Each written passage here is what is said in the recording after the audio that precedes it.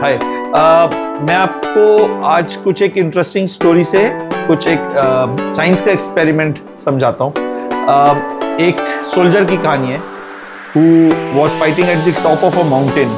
बहुत ज़्यादा इंजर्ड हो गया किसी तरीके से एक रिवर के किनारे।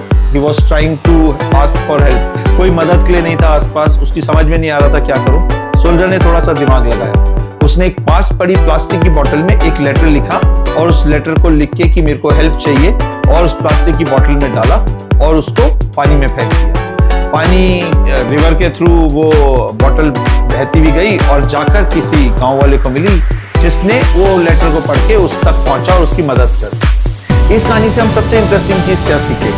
ये सीखे कि कोई चीज फ्लोट करती है, कोई चीज सिंक, पर कई बार सेम ही चीज सिंक भी कर सकती है और फ्लोट भी कर सकती है। इसको समझने के लिए मैं आपको एक बड़ा सिंपल एक्सपेरिमेंट दिखाता हूँ। मेरे पास दो फॉइल पेपर है, दोनों सिमिलर साइज के हैं।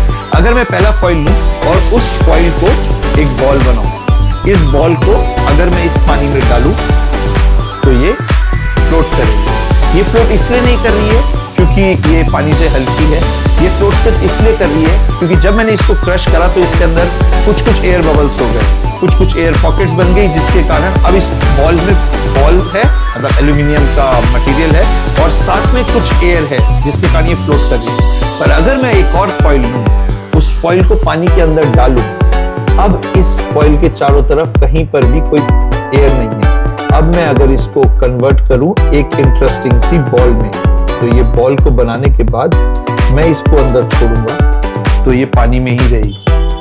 हमें एक छोटे से एक्सपेरिमेंट से पता लगा कि बाहर की बॉल में जो पहले बाहर बनाई बॉल थी उसमें एयर ट्रैप हो जाती है, पर इस बॉल में नहीं होती। इनफैक्ट एक और इंटरेस्टिंग चीज करते हैं, मैं दोनों बॉल्स को पानी के अंदर लेके जाता हूँ, दोनों को छोड़ूंगा, एक बाहर आ जाएगी, एक अंदर ही रहेगी।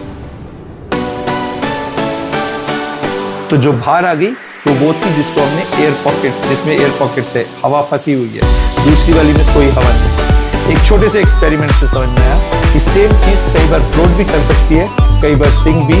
किस सिचुएशन में उसको तैयार किया गया है इसका भी बहुत इंपॉर्टेंस है। Thank you.